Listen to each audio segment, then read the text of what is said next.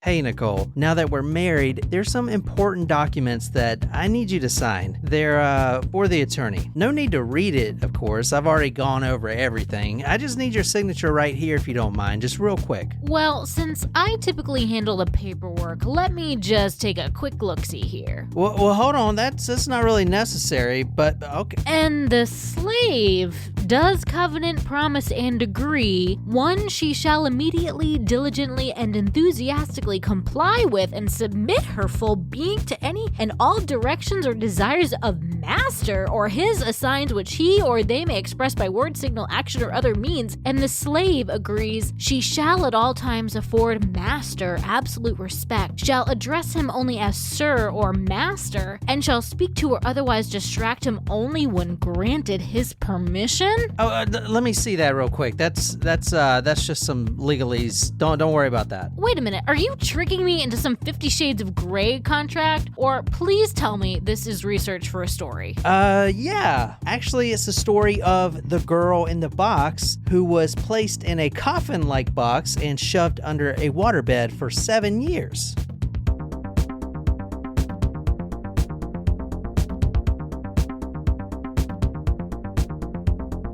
So Tuesday is when we're putting this out. So what day is it, according Sunday. to your podcast? Mondays is a pretty memorable day. What is it? What's Monday then? National Margarita Day! I didn't give up tequila for Lent, so I should totally... Can we Zoom? What about Tuesday?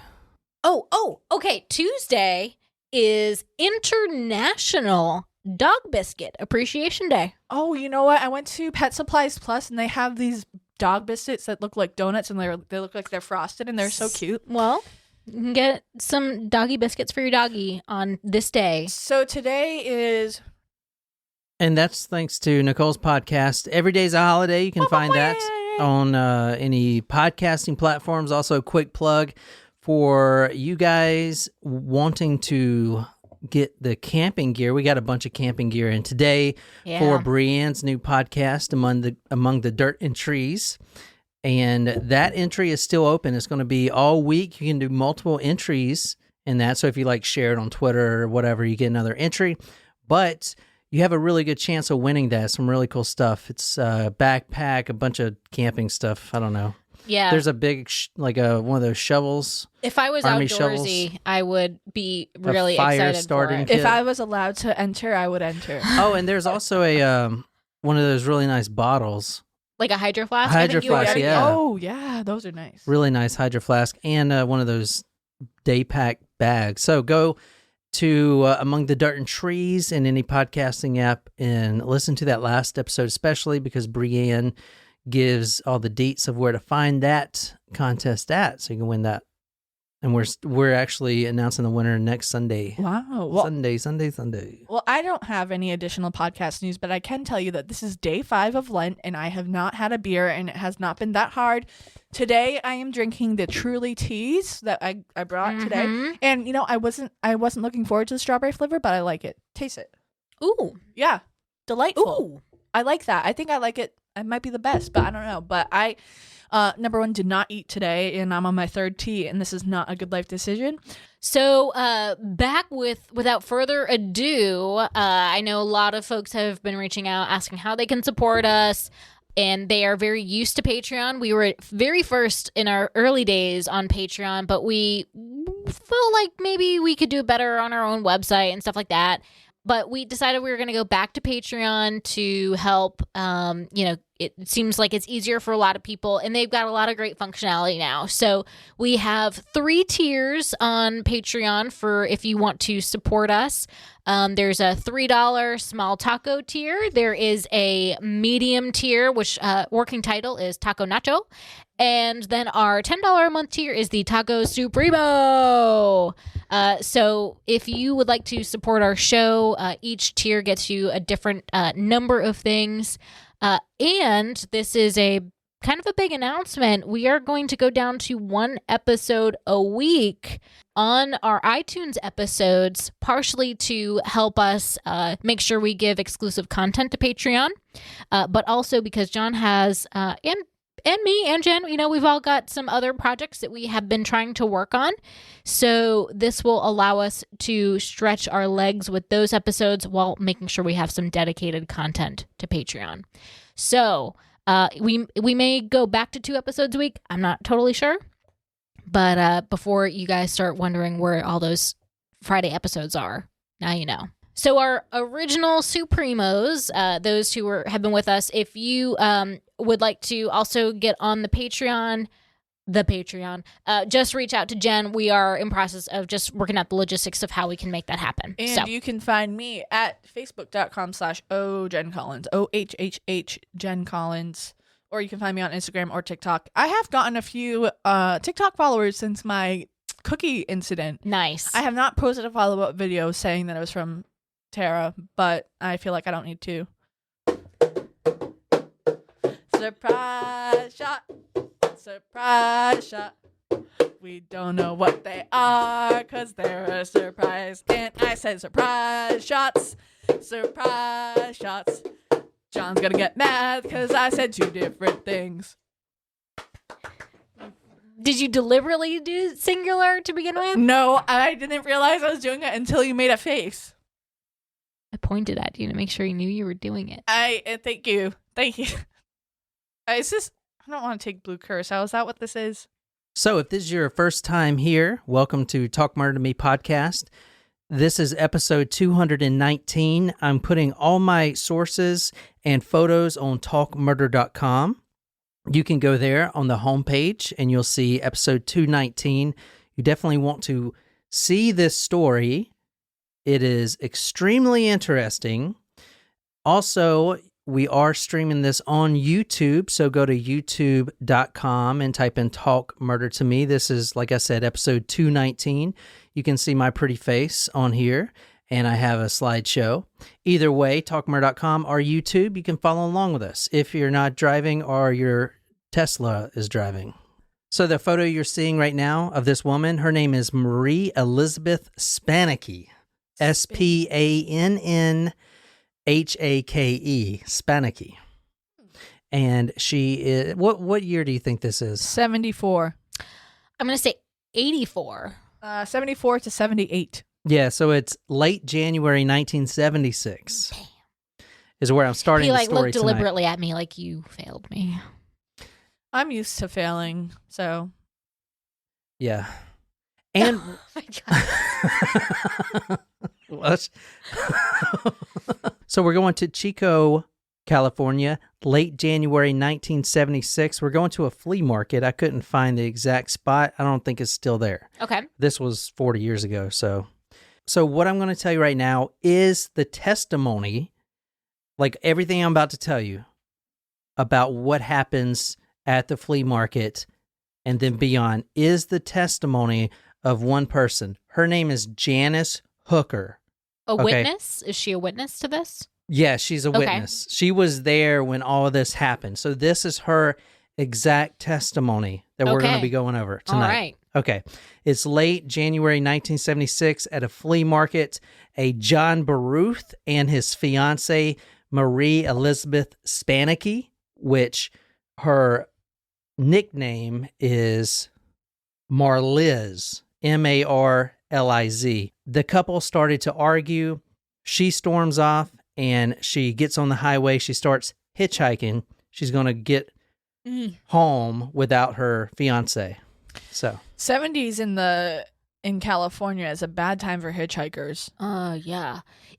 Were they married? Was the couple married? Did you say no, they were about to be married. They were engaged. They were engaged. And this is the last time he's ever going to see his fiance again. Well, that's sad.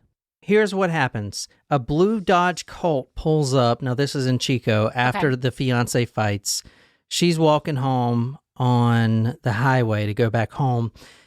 A blue Dodge Colt pulls up, and Marie is walking by herself. She has long, dark hair, as you saw. The car stops, offers her a ride. She looks. There's a man and a woman in the car. So she's I would feel safe or getting into. Yep. Yeah, absolutely. So she says, okay, I'll get in the car. I'm going to Rio Lindo Avenue, and they're like, oh, what a coincidence. We're also going there. So she gets in the back seat. Now, this is Janice Hooker, the story that I'm telling you tonight. This is from her testimony. Is she the passenger in Yeah, that she's car? the passenger. Okay. Her husband is driving the car. Okay. So the wife is testifying against the husband. Oh, isn't Yeah. that like not allowed or not required? Yeah. You have the right to not. So Okay. if John ever gets into some funny business, I don't have to testify against him. And likewise. But I would.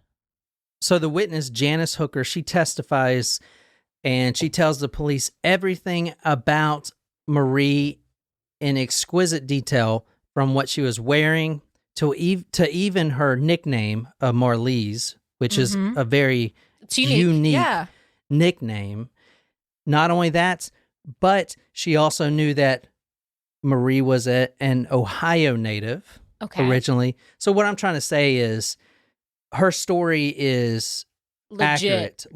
She actually met this woman, and this is what really happened. Okay.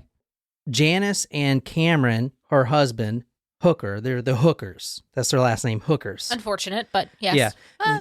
They're in the There are worse names. They're in the driver and passenger seat, and Marie is in the back seat, and they're driving towards Rio Lindo. So when they arrived on Rio Lindo Avenue, she opens the back door. And this happened really quick, and apparently there was no one around, because he immediately reaches back over the seat to the back seat and grabs her hair and jerks her back into the car really violently. So it's really quick. She's, talking about, I grew up in Ohio, and my name is yada, yada, yada, and I got all these, aspirations. Oh, thanks for the ride, guys. Yeah, this is fine. And then all of a sudden, it's like Jekyll and Hyde. He just reaches over, pulls her hair, her head slams the back of the seat, and then he jumps back there. It kind of reminds me of that movie I saw. I think it was the one with Brad Pitt and Leonardo DiCaprio, the Hollywood one. I haven't seen that one yet. I know. But they take in hitchhikers, and then he takes pictures of them and kills them. Oh, I love Quentin Tarantino, so I would love to see that movie. I think that's the movie it's in. Cameron, the husband, slams Marie's head down between the car's back seats, their bucket seats. So right in the middle center console, slams her head down in there to keep her quiet. They drive down a dirt road towards the mountains, and there's no one up there. He gets in the back seat, and he puts her head inside this thing called a head box, which I'm going to show you what that is here in a second. That sounds terrible. Yeah, here's the head box right here. Oh, you know what? That's actually what I pictured, and it's more horrifying than that is scary. Box. Yeah, so this What's in the box? This head box was sitting in the back seat with her when she got in, but it doesn't. I mean, you see it now. Yeah, it looks like a head box, but if you didn't know what it was, you'd probably just think it was, I don't know, a box. It's like an amp or like... Yeah, maybe like an amp, but you see it has several locks on it. And a space for your neck. Yeah. Almost like a guillotine. Yeah. So go to talkmurder.com and see this. You definitely want to see this. It's a pretty unique contraption there. She's in the head box after she was threatened with a knife. She's still in the back seat. Her head's down. There's a little side detail. The couple, Janice, the one testifying, and her husband, they go to Jolly Cone to get some fast food, and then they go back home to their home, which is 1140 Oak Street in Red Bluff.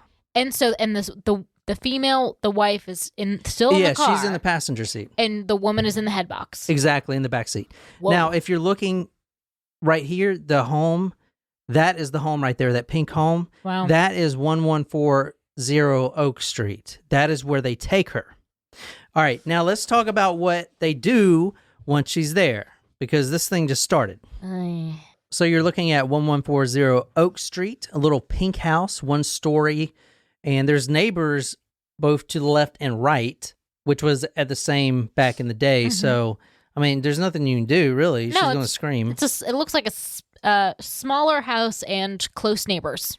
Now, the whole time, Janice, the wife, is reassuring Marie, it's going to be fine. Everything's going to be fine. Just calm down. They get her out of the head box and walk her down to the basement. That's the place you don't want to go if you're in a serial killer's home, is the basement. Well, you Probably don't not. really want to go to a second location no matter where it is. Yeah, that's true. At this point, Cameron and the wife goes back upstairs, but Cameron takes Marie and hangs her up Oh. in a cross-like crucifixion.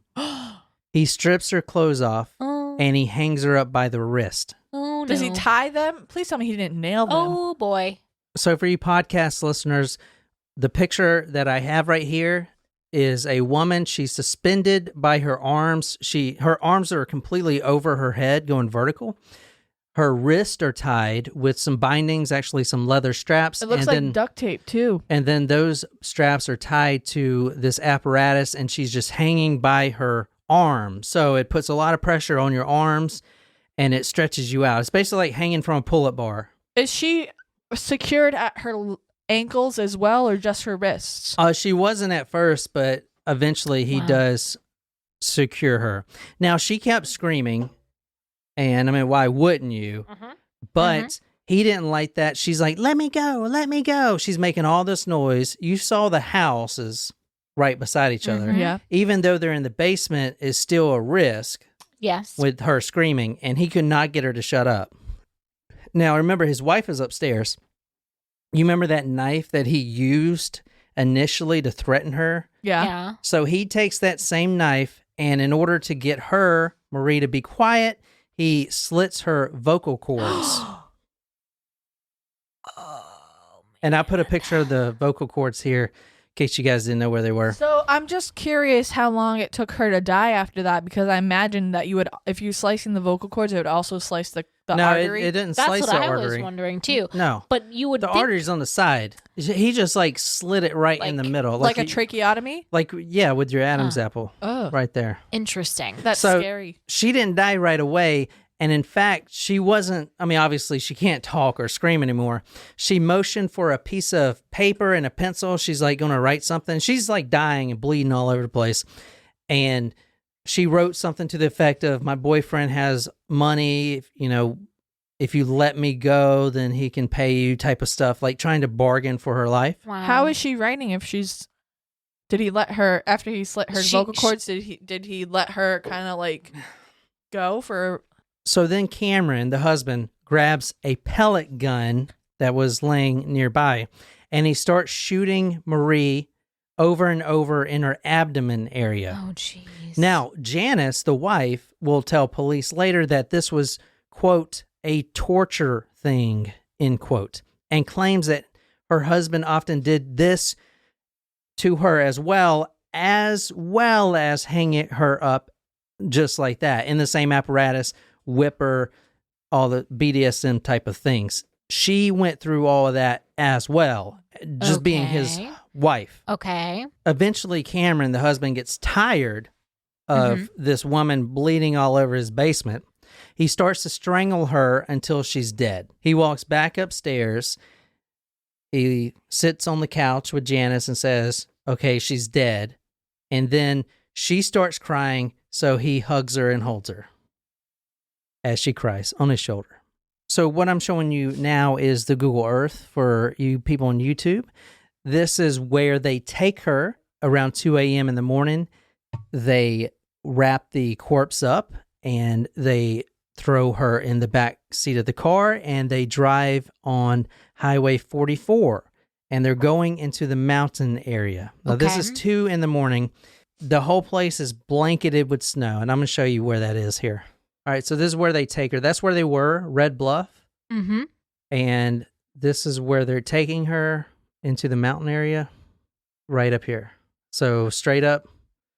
That still looks like a pretty good distance away. Oh, yeah. And did they take her all the way to the top of the mountain?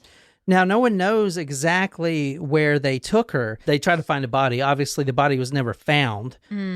At the time that she remembers there being a stream. But I mean, look at this. There's nothing but mountains. There's a billion places. Yeah, there's no town. There's there. no way you can find his body ever, especially now after 40 years. Unless you were like videotaping everything. Yeah. After the sun rises, Cameron then takes Marie's ID, purse, and other belongings to Dog Island Park, and he burns everything. The only souvenir he kept is her watch, which a lot of his coworkers noticed and asked if it was his wife's watch. It wasn't. It was Marie's. But he lost that watch on a conveyor belt at his work. So he kept her watch but wore it on him? As a trophy. I know he kept it as a trophy, but like he wore a woman's watch. Mm-hmm. Okay. I guess. That was his like thing. Weird little thing, I guess. Colonel Gary Russell Ridgway, Williams wear panties. Didn't Gary Ridgway wear take jewelry and necklaces and wear some of them? Yeah. Like the crosses. I'm thinking about getting an Apple Watch. All right, so who you're looking at now is Cameron Hooker. If you want to kind of describe him. There is a celebrity in which he looks like, but I cannot put my finger on it at the Costner. moment. A little, yeah. He does look like Kevin Costner. Yeah, a young does. Kevin Costner. In that photo, he does. He's got the glasses, too. Yeah, he's got like the big drugstore glasses, dark brown hair parted at the side. But also Brad Pitt. I see. His face is too fat for Brad Pitt's hot face. But anyway, so is that who you were sleeping with in your astral projection from earlier? And so he's like an attractive man. Like I wouldn't have pegged him to be like a creepy looking dude or anything like that. You wouldn't let him put you in a head box? I would not let him put me in a head box. No. So this is Cameron Hooker. He's tall and lanky. He's got hair parted off to the side. He kind of looks like a business type person. Obviously, this is in the trial. He isn't a bad looking guy. Definitely not a bad looking guy. I still think he looks more like Brad Pitt than Kevin Costner. He's not a I think it looks more like Kevin Spacey than Kevin. Yeah, Kevin Spacey. Costner, actually. Is that who you meant? Yeah. Maybe. I don't know. I said yes, but the now, one like, that's Kevin involved Spacey. in all the Yeah, House of Cards. Yeah. Sexual he stuff. looks more like Kevin Spacey than Kevin Costner, but he looks more like Brad Pitt than any of those. If you just put All right, he does not look anything like Brad Pitt. I'm just going to tell you guys right now. If you put a little weight on Brad Pitt's face, I'm telling you, he does. Okay, I see it now. If you take Brad Pitt's face off, like in the movie Face Off, and then put his face on this guy, then that'd be a good match. This is Cameron Hooker, tall, lanky. Well, he's a mill worker at Diamond International, and that is a wood lumber company. Remember, he lost that watch on the conveyor belt, so he works the saws, cutting wood. Think jewelry is not allowed to be worn. Which is, that in most places are not. But think about it. I mean, he built his own head box and the apparatus. Worker. True dat. Yeah, so he's a carpenter trade. He works with wood. He is 5 years his wife's senior. He grew up in a normal childhood, very loving parents. In fact, they were Interesting. They were at the trial saying, "This isn't my son. My son's not like that."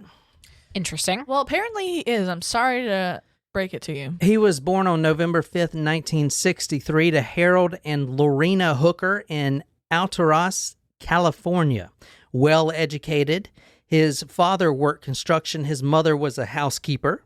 He had one younger brother, Dexter. His father would often move the family for work, which did kind of affect him a little bit. Mm-hmm. I didn't see any big changes. I didn't see any head injuries, or he wasn't playing with fire or killing animals or anything like that. His personality, he was a happy kid from what everyone said, a normal happy kid. But I think what happened, at least from what I researched, is he was taller than everyone else. So when he was in, which I think would give you confidence, but interesting. When he was in 8th grade, he was sprouting like a weed and he's real lanky. Yeah. So he was self-conscious about that. Well, middle school kids are the worst. I was often asked, how's the weather up there? Yeah, that's true. Middle kids do. And I would have been like, well, why don't you come tell me? Yeah, maybe as a guy, but as a girl, it's really tough. Like, I wouldn't wear boots. Like, I still have a weird thing about wearing boots with heels. I don't wear heels. Like, I mean, it's different as a girl than a guy, I guess. But being tall in middle school is rough. People are mean. They're still mean. True. People are mean. But he's not, like, above average but boys tend to sprout later than ladies. Yeah, I think he's just kind of a loner, not really had a reason to be. He didn't have terrible acne, or he wasn't bad looking. No. But when he started getting into high school, he was not athletic, and he started becoming an outcast. He did excel in shop class. He didn't have any friends. And this is interesting. As a young teen, well, I mean, everyone does this, guys. He discovered what pornography was, which is normal. But the regular stuff just didn't turn him on, like right off the bat. They're like, what is this, intercourse? Oh, my God. Tie her up. Interesting. Yeah, so he was into the BDSM right off the bat. So when he was 12, 13 years old, he would go to the supermarket, Harris Teeter, whatever, see a MILF, and instead of being like, wow, she's attractive, in his head, he's like, I wonder what she would look like all bondaged up in a head box type of thing. So soon he started picturing all the high school girls that he sees dressed up in bondage stuff, constrained, gags in the mouth. He has a whip. And like Indiana Jones? He was so obsessed with pornography and this BDSM that he would take the magazines, the porn magazines, and since they didn't have videos and stuff like that, he would actually take photos of the photos in the magazine and develop them himself to Interesting. That's weird. So he's taking photos of the photos in the magazine. In 1972, he graduated high school and started directly at the lumber mill. And when he gets arrested, he's still going to be at the lumber mill. So he never really excelled at work. He was, and they called her a clock watcher. You know, just watching the clock. Up, shifts over, go. Clock He in, never clock out.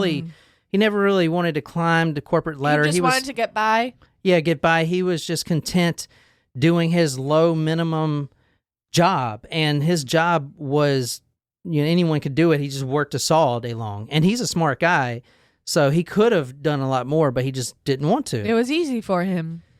Yeah. And this is his wife right here, Okay. Janice. This is like one of the only pictures of her. Interesting.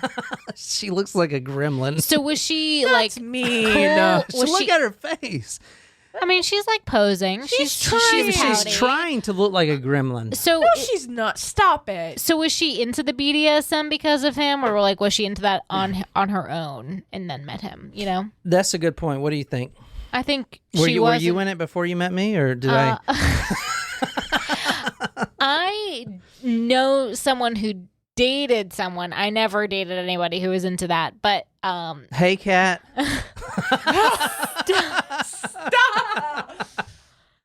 Oh my Future God. John, you gotta cut that. Yeah. She don't listen to this. But You don't know that. She ain't listening to this. There's a million cats out there. All right. Well, I know Yeah. someone who dated somebody who was into that, and she had to break up with him because of it. It was too awkward and uncomfortable. Well, I don't know. I mean, I feel like she looks like she might be into it. Maybe. I'm not trying to judge because Hey, whatever whatever you like to do, that's up to you. You know the flight of the. I never watched really the flight of the Conchords, Me but there either. was the song "If That's What You're Into," and it was all about like sexual BDSM. fetishes. I'm sorry I said she looked like a gremlin, but she is making a.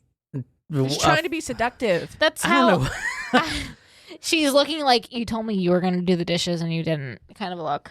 I think this is her coming out of the courtroom Interesting. or something. There's not many photos of her. All right, so this is Janice. Also, she goes by Jan, Okay. and they actually met young. How young? He was 19 when they met, and he's 5 years older than her. So she was 13. Jailbait. 14. Well, 13, 14, yeah. They met in 1973. Now, she is not an attractive woman by any means, and that's from her own, So wait a minute. If this happened in 1976, so she was only 16 when this happened? Or 17?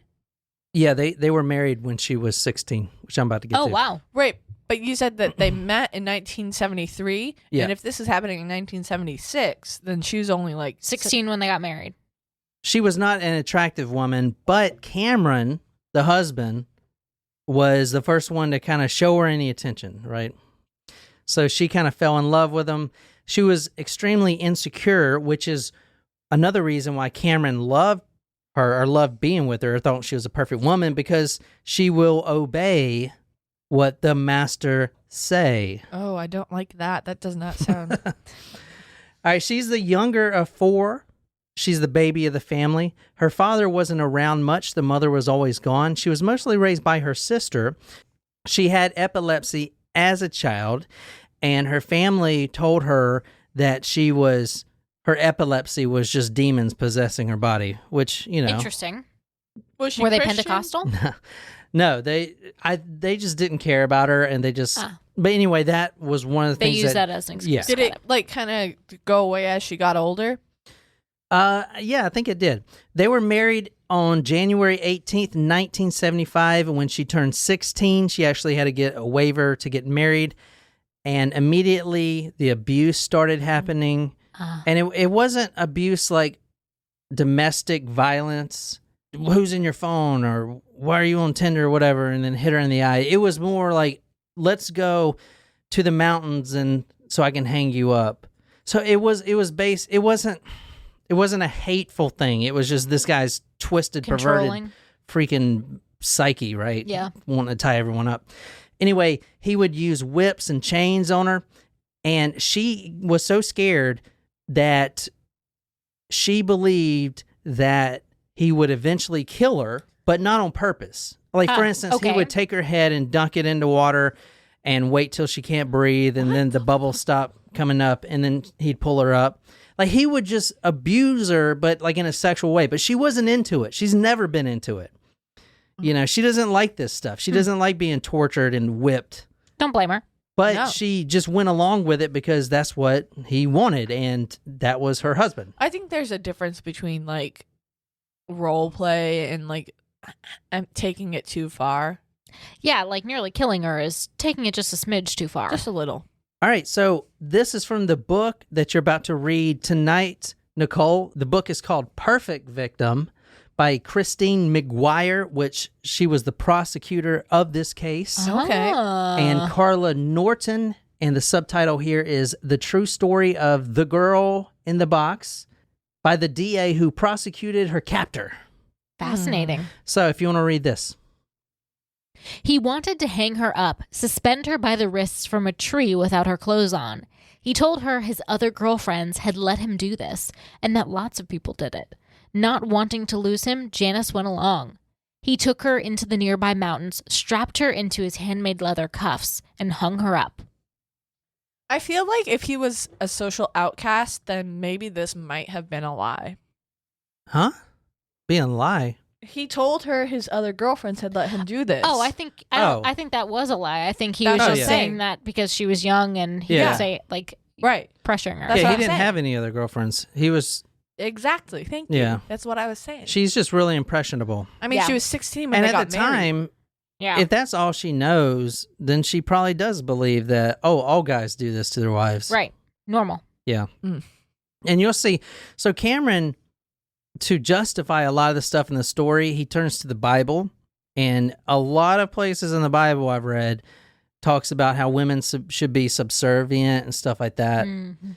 But not to the point of you hanging them up and freaking choking them. And the specific Bible verse that you're thinking of It's is like- problematic because, I mean, it's just problematic, and that's all I'm gonna go. I mean, I don't know exactly. It's like Ezekiel or something, but it talks about how women should just be like, not property per se, but be loyal to their husband. loyal, type yes, of thing. subservient, no.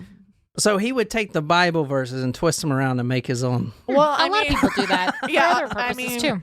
Organizations also do that. Yeah. Christians also do that, right? Just in general, people. I said organizations. After a year or two of this, Jan started just kind of going with the flow. But that's not what a BDSM person wants. They want to whip you, and then you're like, oh my God, I'm going to die. And then she just kind of goes limp because she's just so used to it. I think a psychologist called it learned helplessness. We talked about that before. Yes. Where you're going to get it anyway. You might as well just not even move. Try to disassociate. Interesting. So she was hitting that point, and possibly Cameron didn't want to do this to his own wife anymore. So they made a deal. Let's make a deal. What do you think the deal was? A trade-off. You give me something, I'll give you something. He stops doing this to her and allows him to do it to other women instead. As long as she does not say anything to the authorities. Well, what does she get? She gets no longer being abused. she made a deal where she actually got something, not got something. So what do you think that is? Money or diamonds? The deal was this between Janice and her husband, Cameron Hooker. He could bring home, quote, a girl who couldn't say no, end quote, if he gave her a baby. Oh no! Kinda, I wouldn't want his not baby. a good trade-off. It is but not. that's your wife. She wants a baby. That is not a good trade-off. I would not want him to raise a child Well, he had 2 daughters. with her Yeah, with her. already. So she wants a third. No. The deal was Eventually, he'll have 2 daughters with her. What I'm trying to say is they're obviously still alive. You know, Yeah. they're like 40 years old. The deal was victim who can or a girl who cannot say no, because it does not specifically say that it's like he's going to like abduct someone. I know. Like you think someone who cannot say no may be a willing participant. Yeah, he But definitely. that's not stretched what that. he wants. Right. You don't understand. There's one thing to be like BDSM. Oh, yeah, you ready to do this? What's your safe word? He doesn't want safe words. No, he wants to bring people to the brink of death and then But possibly there's kill people them. who are interested in doing that. Yeah, but that doesn't, that is child's play for him. He wants to capture someone like wild game and string them up, whip them and shock them and shit on them. Ew. Oh, he didn't do that too, did he? No, that was what That I was just did. your own That was- imagination. I don't understand how that's a thing. Like I mean, again, I don't understand how butt stuff is a thing either, but that's just me. But like, there's a difference between butt stuff and like poop and pee play. Yeah, I don't Have you get seen any Two of it. Girls in One Cup? No, I have not. Don't plan on watching it.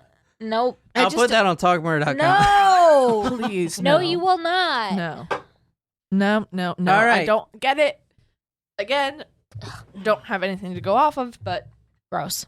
The first couple of years of marriage, she tried to fulfill her husband's strange fantasies by being ever more submissive to his demands. But when Cameron produced an army surplus gas mask, its eyes and air holes taped over, she balked. The gas mask terrified her, and Cameron had to gag her to keep her from screaming when he fitted it over her head. Well, Yeah, so there was one rule. Okay, you can find a slave and bring her home, but there's one rule. Can you guess what it is?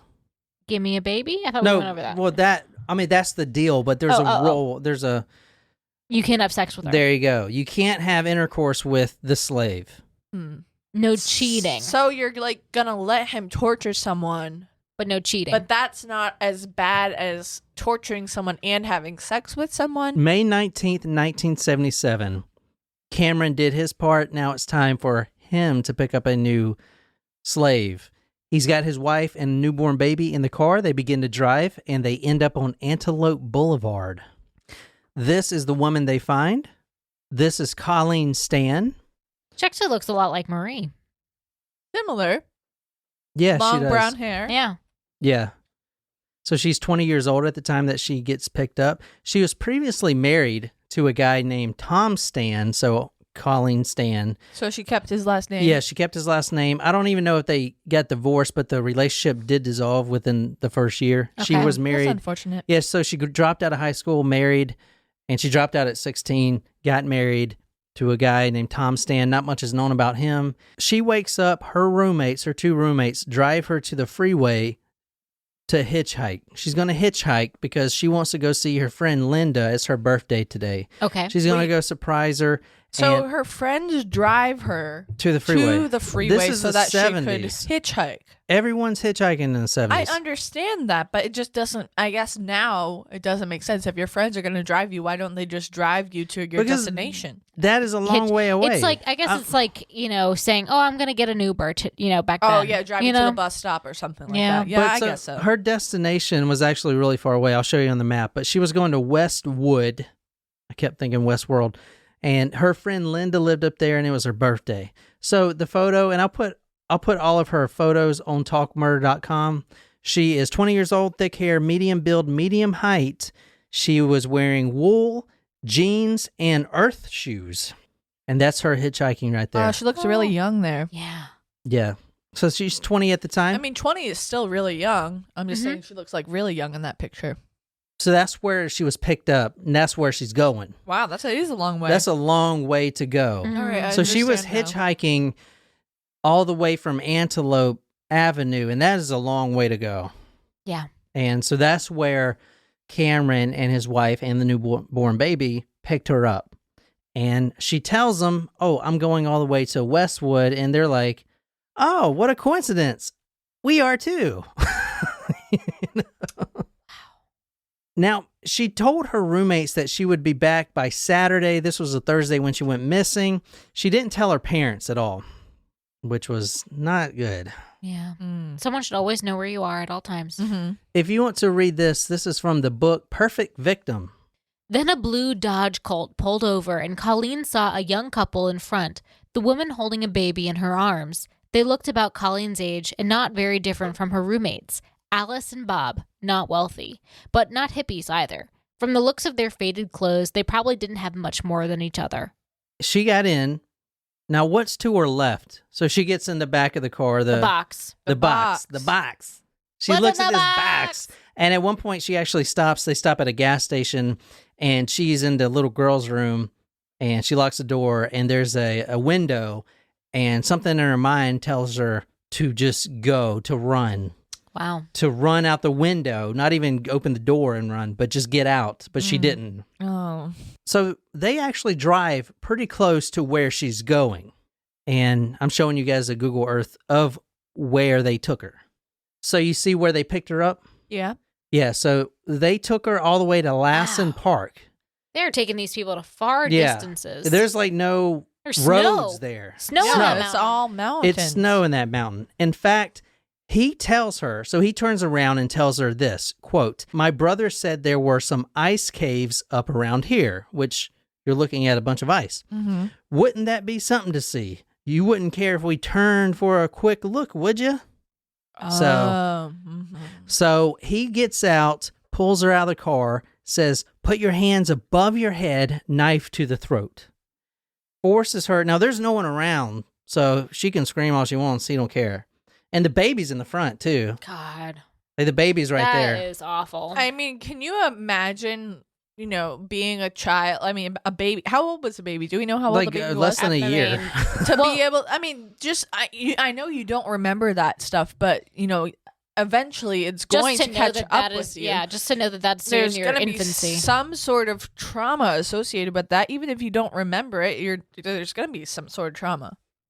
Next, she felt a strange leather strap encircling her head, tightened at her cheek until the strap beneath her chin made it impossible for her to open her jaw, a gag of some sort. Then he grabbed her ankles, wrapping a rope around them and tying an expert knot. Now she was handcuffed, blindfolded, and bound and gagged, but he had more in store for her. God. Okay, so she's in the box. The box shuts out light, muffled sound is hot inside there. She was smothering. She's in the back seat, and another insult to injury, if you will. She's laying down in the back seat so she wouldn't get seen, Mm-hmm. and there's a sleeping bag put over her whole body, and then the baby is put on top of the box. What? And the baby starts screaming and stuff like To that. cover the sounds of the woman screaming. Yeah, so That's they ridiculous. put the baby on the box, on the woman's head. That's Nothing to so see fucked here. up. That's Yeah, that's now. pretty Is terrible. that box? Is it lined with like styrofoam or something? Yeah, in it's that yeah. picture. That's a really Uh, good question. Yeah, it's soundproof. Yeah, you can see it. Yeah. Yeah, that's a good question. I don't know what it is. It's probably just like a bedding fabric or whatever they had, because they It's- didn't have much money. It's just such a what's the word I'm looking for? It's Ingenuity, yeah. Well, no. Shit. It's just such an evil looking contraption. Yeah. Yeah. just Yeah. I even agree. without knowing what that is. I mean, I know it's a head box, but even not knowing that's a head box, you can tell it's a head box, and it's Yeah. just so just gross and evil Yeah. and bad looking.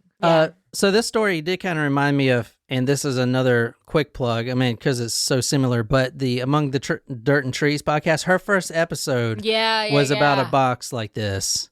It's really There are screwed more up. than one head box out there. Well, it was you have to listen to the episode, but it's the first episode. It's super creepy. It's a full body box. It's weird. Like a coffin? Yeah. Just listen to it. Anyway. Like the time in Friends when Chandler put Joey inside the big box? Oh, yeah. All right, so this is back at the house. So they're at the house right now. They bring Colleen all the way back to the house and take her down to the basement. It's interesting, though, that they wouldn't complete their business in a desolate area. Yeah.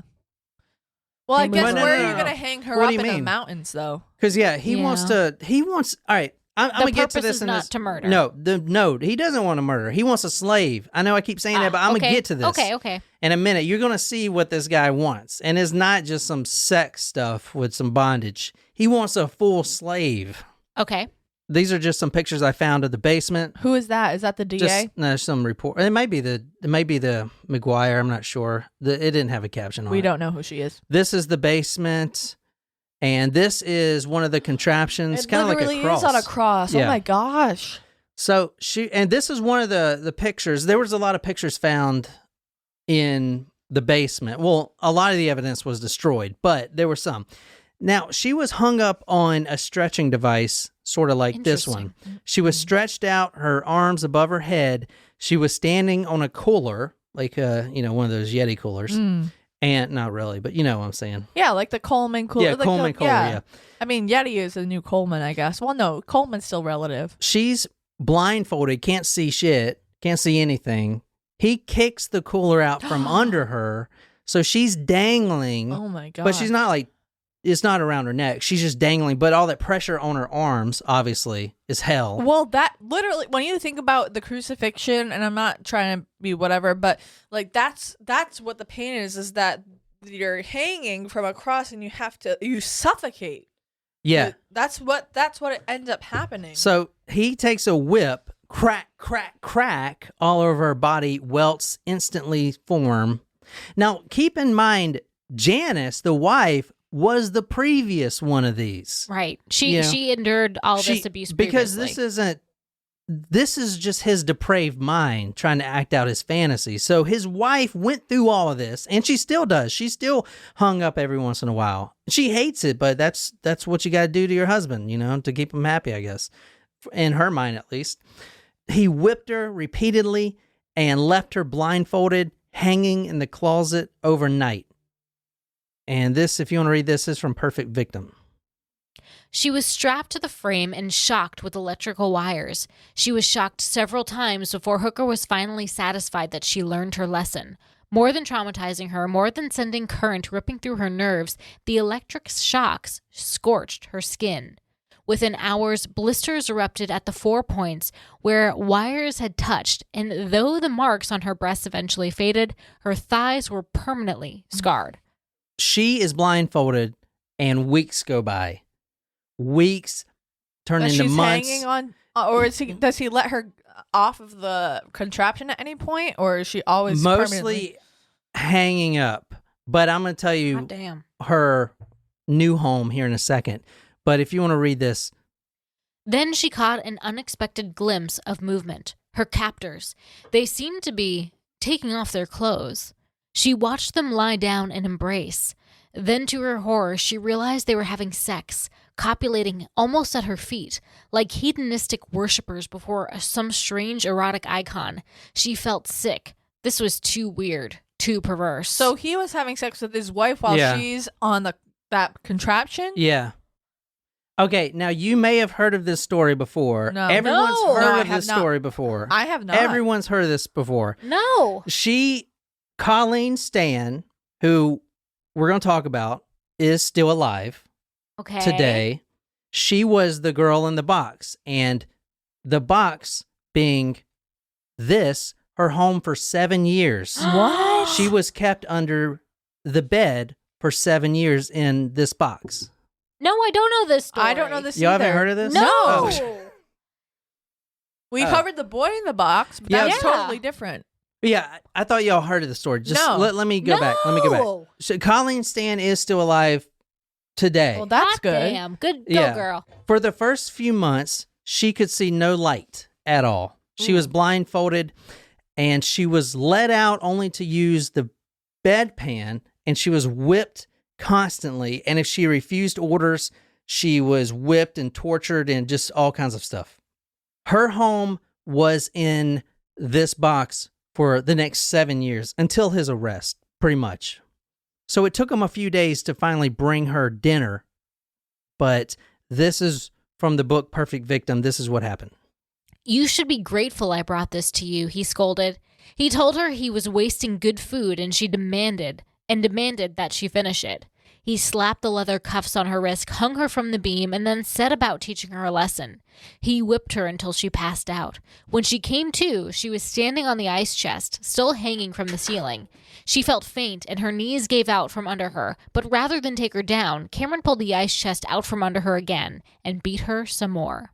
Let me talk about her routine, because this is a whole thing. So she was in captivity, if you will, while Maria's she's Was Marie killed? No, Marie's dead. but we don't.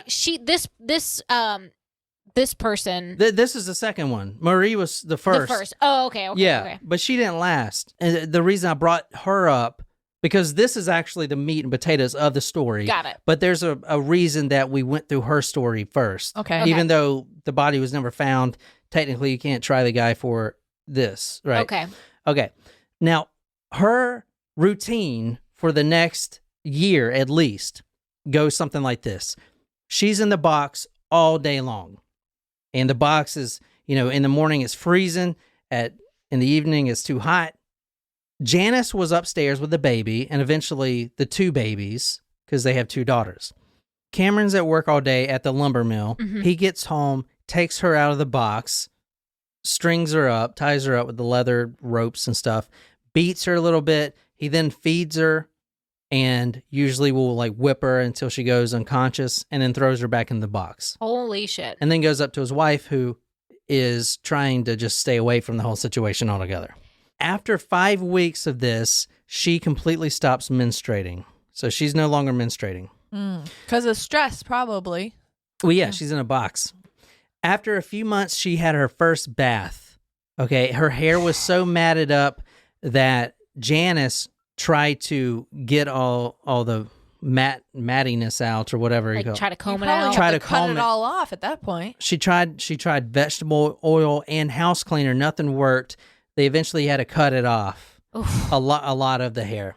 This is from Janice's testimonial. Quote, he held her head underwater. This is the first bath she got. He held her head underwater until she couldn't hold her breath anymore. When the bubbles ceased and she started sucking in water, Hooker pulled her up, then dunked her again. So it's like even when they're trying to Clean her. They're abusing her. show her Yeah. some sort of kindness by bathing her, they're still abusing her. That's terrible. The bath was actually a huge turning point. This is the first bath. After weeks in the basement, there was a change in her psyche after this bath. If you want to read this. If the ordeal had left her cleaner, it had also underscored the terrifying control her captor had over her. He was all-powerful. She existed completely at his whim. And even now, he had given her life. He hadn't killed her. So he wants a slave. At this point, she thought she was going to die the whole time, but Yeah. now he gave her a bath Yeah. and put her back in the box. That means she's going to stay alive to do his demands. For as long as he wants her He's to. her sexual slave. So, guys, let's talk about the main thing of this story, the slavery contract. Now, on January 25th, 1978, so about a year later, is the first time she sees any light whatsoever. Wow. It's like the first time she sees his face, really. And because she's abducted on May 19th, 1977. So we're going to 7 years. So no, this is a year later. We're talking about the slavery I know, contract. but she was in. Yeah. I'm trying to picture. She was in captivity Yeah, for 7 years. So on January 25th, 1978, she's introduced to the slavery contract. Now, He makes her sign a contract. so there is a Interesting. contract It's like that 50 Shades of Grey. yeah, I was thinking that too. Did you read it? Did you read No, I 50 didn't. Shades I of didn't Grey? read it, but, Oh, but I mean, you- I know the premise. I But saw you the know that there was a movie. contract? And I'm gonna give you the short version.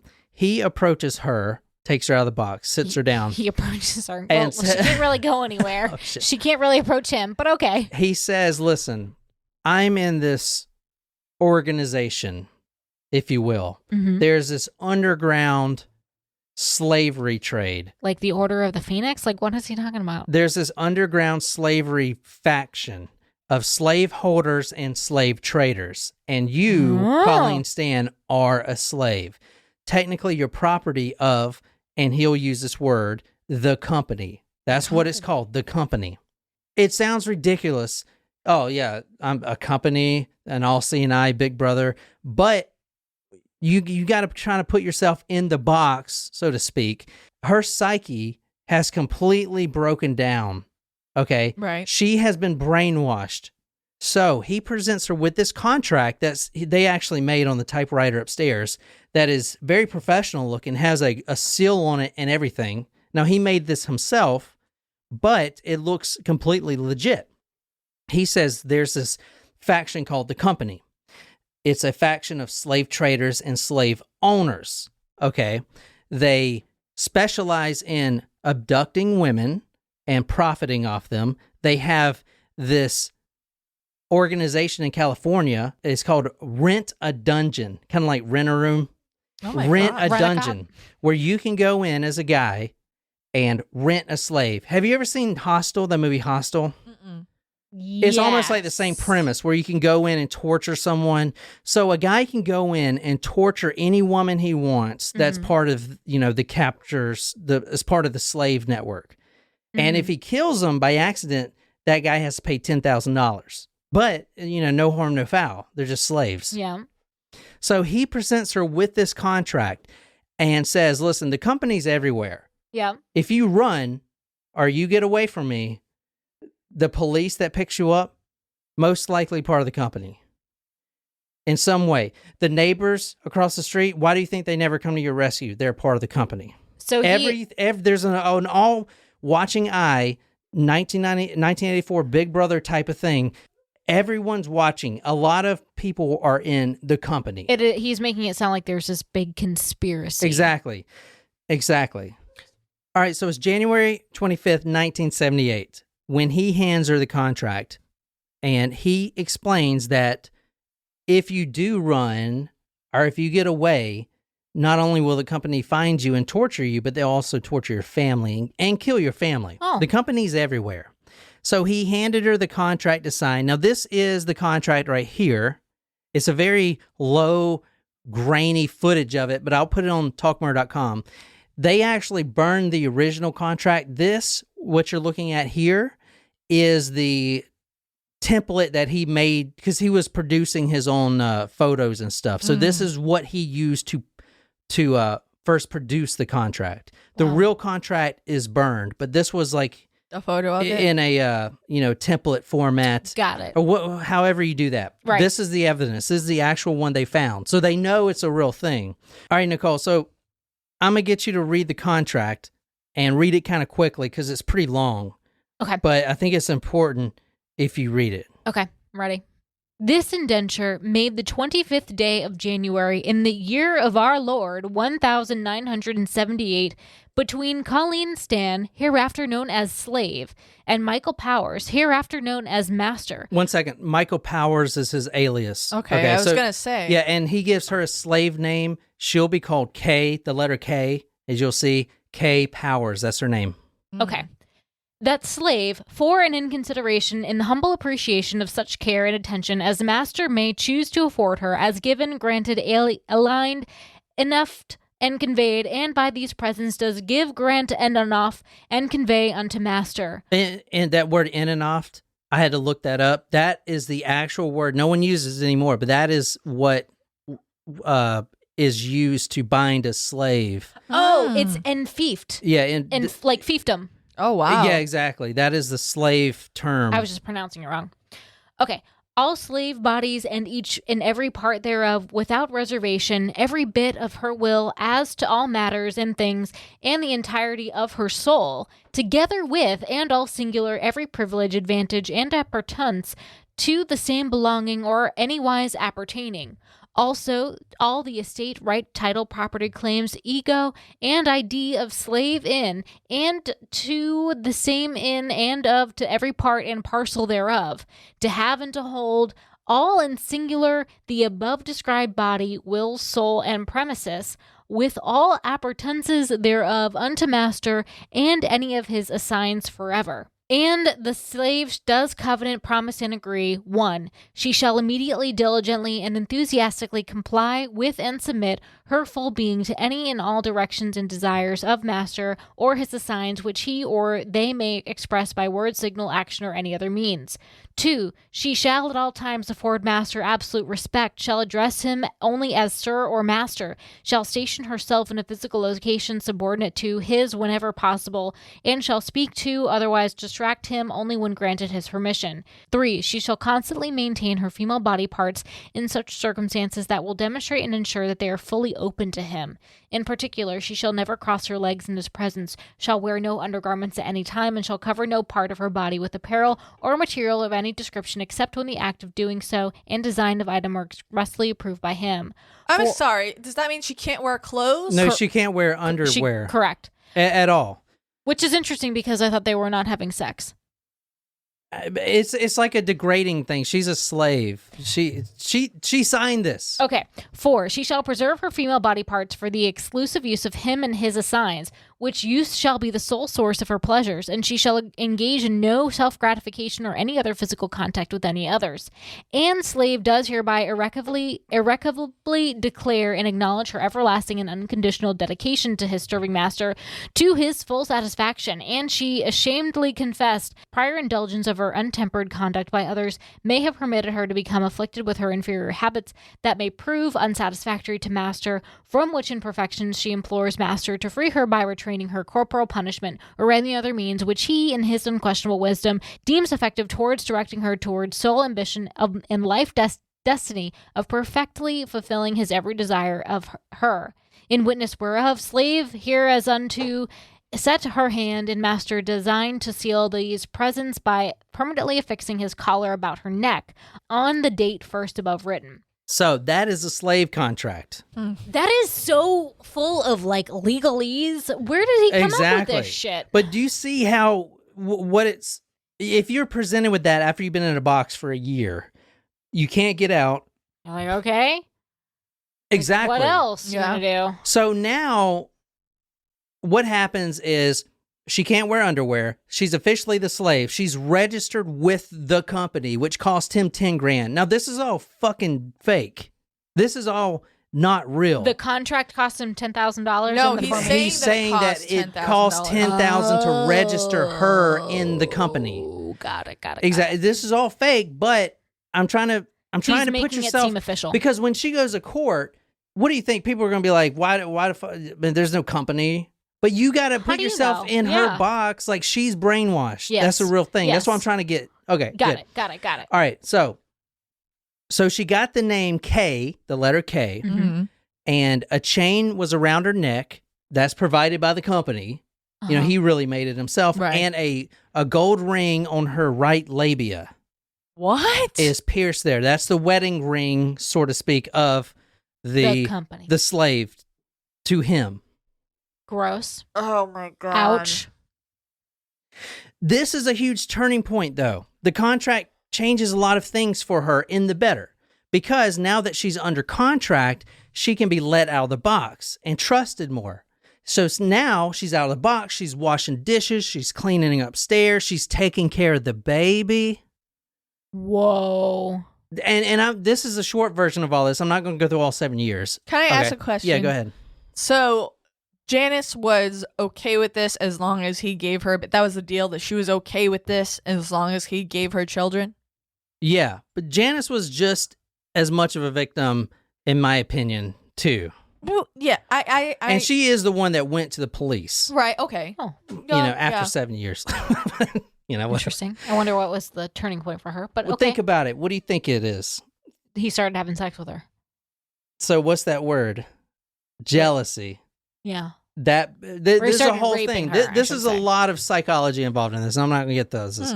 Anyway, so the contract completely changes the dynamic. She's watching the kids now. She's a nanny. She's doing chores. Now, she's still going in the box all the time, but she has what she likes to call her year out. So she's working in the garden. She's getting introduced to neighbors. Now, when she has to go pee or something, she has to kneel down and ask Master if she can go relieve herself, but only in the house. But wait, he's at work. He goes to work. But she's in the box while she's at work. He's at work. Yeah. So but like on the weekends, she can be in the garden. You know. Got it. Okay, but she's otherwise trained. she has to stay in the box from, for example, 9 to 5 until he's done at work. Yeah, but it gets more relaxed is what I'm trying to say. This goes on for 7 years. Now, at this point, they actually moved to a bigger space because they were getting more neighbors. So this is the farm. I couldn't find the exact address, but this is the trailer they moved into. There was hardly no neighbors around, and his dream was to build like a bigger dungeon. This is where they put this box right here.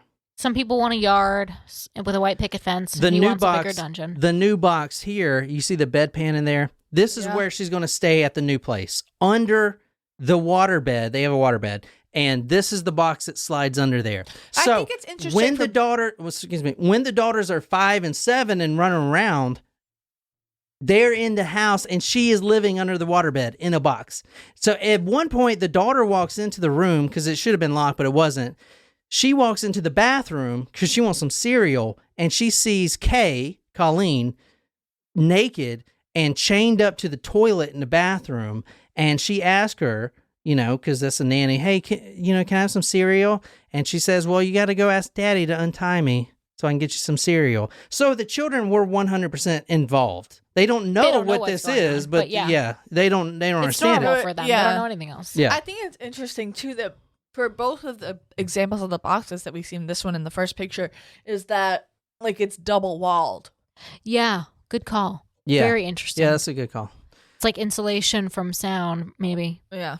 Now, the year out eventually came to an end because Janice started getting jealous because she found out that he was having sex with his slave, and that wasn't part of the deal.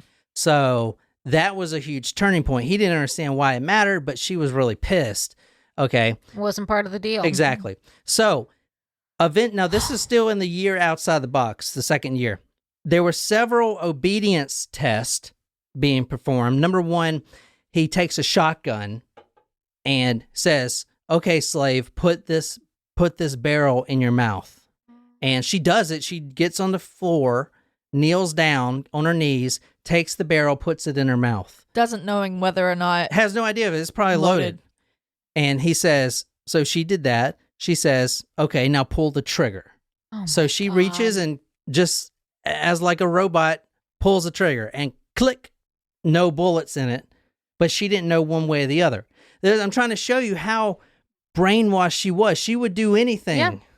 Okay, anything. I mean, what's the other choice? Like, there is no other option.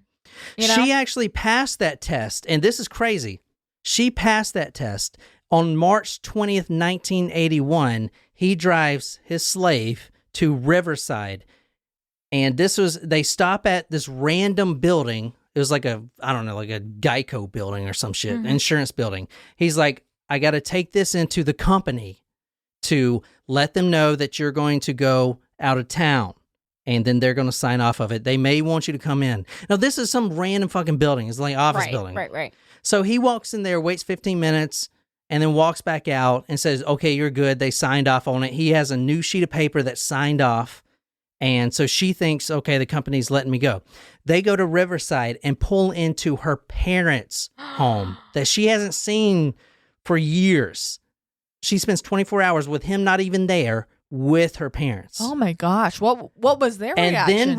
And then she wouldn't say like exactly what was wrong. They knew something was wrong, but she wouldn't be like, I'm living under a box. I'm a slave. Yeah. Yeah, I'm a slave. Because she's afraid of the company, plus she's brainwashed. She spends 24 hours with them and then goes back home to her box. It's like that. What's the name of that effect? Holy shit. Like Patty Hearst. What's the name of the effect? The Stockholm Syndrome? Yeah, Stockholm Syndrome. This is Stockholm Syndrome. All right, let's talk about the elephant in the box as far as when he goes to trial and everyone's like, you were a slave owner. You were keeping this woman captive. Oh, yeah? Well, explain this picture. That's her. And not only that, explain these dozens and dozens of love letters written by her, confessing her love to her master and all this stuff. Well, what else is she going to think? I'm just saying what the court's saying. I know. Okay. She's obviously brainwashed. Now, to wrap this story up, Janice, the one, his wife, turns him in. Janice and Kay, or Colleen, actually became good friends. They started reading the Bible together, right? Doing Bible studies together. She's still raising the kids and everything, going back in the box at night. This was a 7-year ordeal. She eventually goes to the police after. Now, they both started praying fervently that this wouldn't happen. But Cameron starts talking about how he wants to build a dungeon, a slave dungeon, get more slaves in. Not only that, have sex with the slaves, get them pregnant, and have the babies in the dungeon as well. And it'd be like a repeating cycle. Oh, God. So eventually they were just like, the guilt piled on. They neither, obviously, the slave doesn't want this to happen, but they're praying for... Exactly. For her to be the only one. And the real reason I'm doing this story tonight is this right here. And we don't really push a lot of things on this podcast as far as to go do things, but if you want to read this is from petition.org. Oh, boy. What?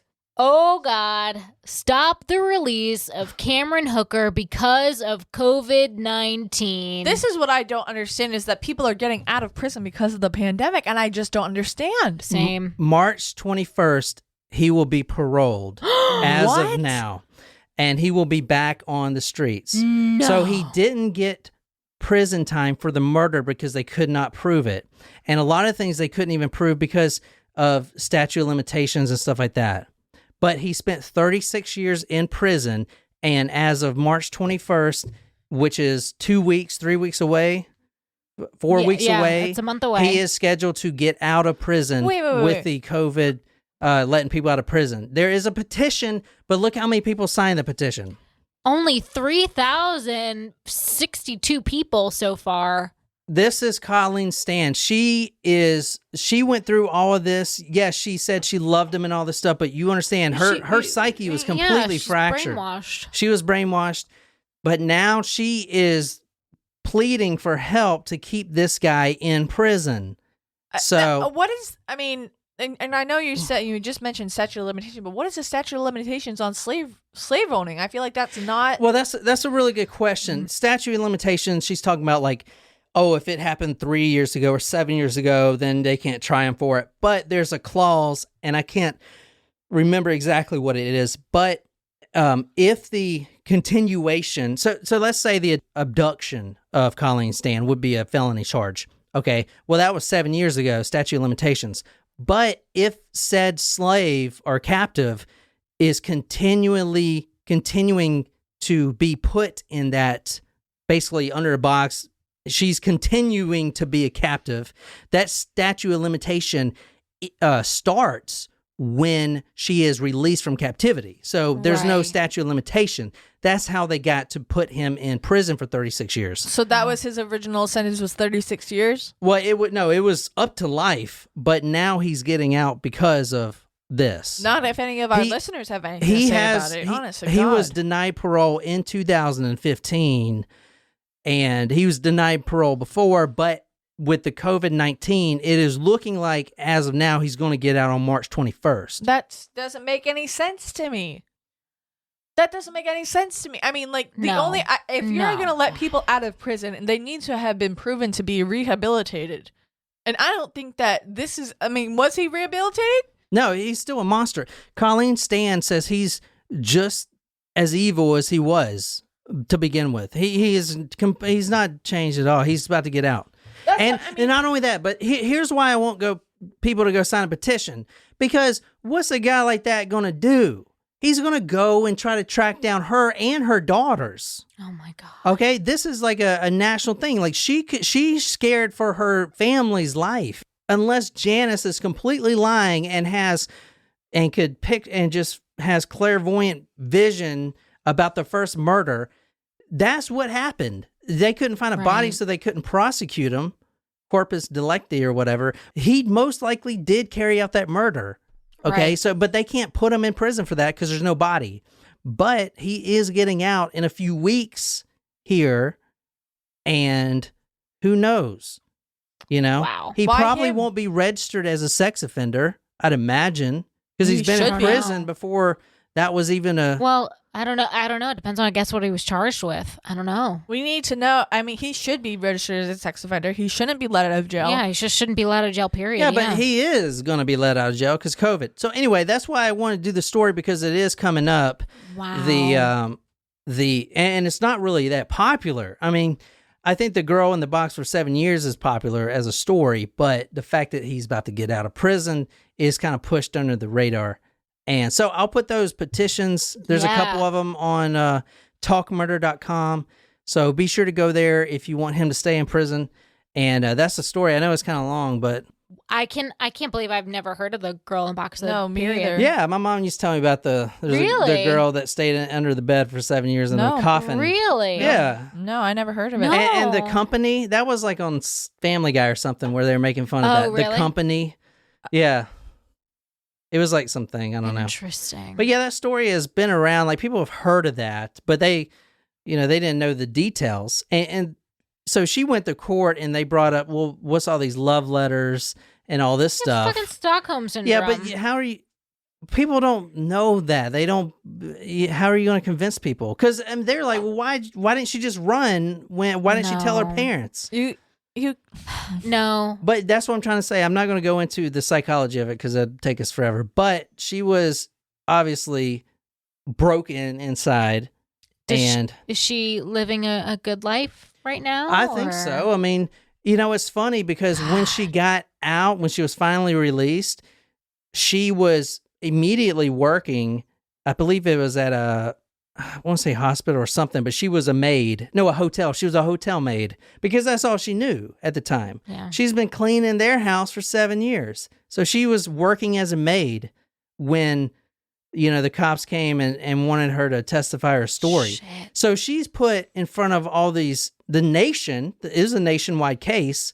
And she's like, all right, you stayed in a box, but yet you loved this guy. And you said, there's letters saying that she wants to have his babies and all this stuff, Oh my God. So how are people to believe that? This is the 70s. They're not going to be like, oh, well, you think she was brainwashed? What is that? That's not even real. Didn't know what that was. You know what I'm saying? That was like 40 years ago. Anyway, that is the story of the girl in a box for 7 years. Her abductor is getting out of prison next month, March 21st. So if you want to try to stop that, we need to call the governor and raise a big stink because, dude, I don't want this guy out. Nope. He's a freaking nightmare, man. He belongs where he is. That is one of the most evil and sadistic people we have He ever put talked someone about. in a box for years. I mean, I didn't even go into all the torture stuff. I mean, bad stuff. I didn't want to go into all that stuff. But the book will make you literally sick and make you never want to hitchhike again. So, Yeah. Well, I'm glad it's not a thing anymore. but anyway, that is the story of the girl in the box, Colleen Stan. She is still alive. She was on Dr. Oz. There's plenty of videos like that. If you would like to help and keep him in prison, I'll put some links up there. There's only 3,000 people that signed it, which is kind of pathetic, but he is scheduled to be released on March 21st, 2021 because of COVID reasons. So anyway, go to talkmurder.com/join if you like the story and become our new Patreon members. And until next time, my name is John here with Jen and Nicole. And good night, you lovely, lovely people.